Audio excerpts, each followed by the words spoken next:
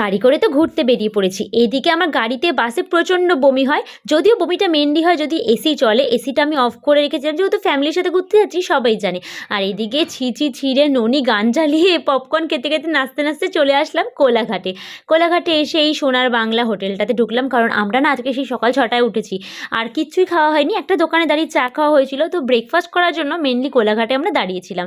তো আমরা এখানে নিয়েছিলাম, মানে সবাই আলু পরোটা, দই এসব নিয়েছিল। আর এখানে আলু পরোটাটা খুব ভালো বানায়। চিনু মামা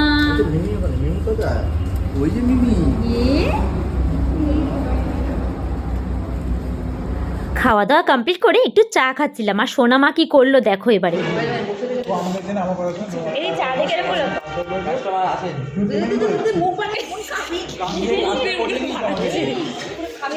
ও আচ্ছা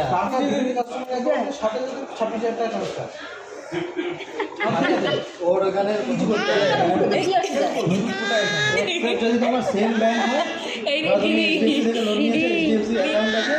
দেখেছো, ও নাকি দুধ স্যারেলাক খেতে পারে না, এদিকে নাকি চা খাবে। যদিও ফ্যামিলিতে না সবাই আমরা চা খোর, ও হয়তো চা খেতে ভালোই বাসবে।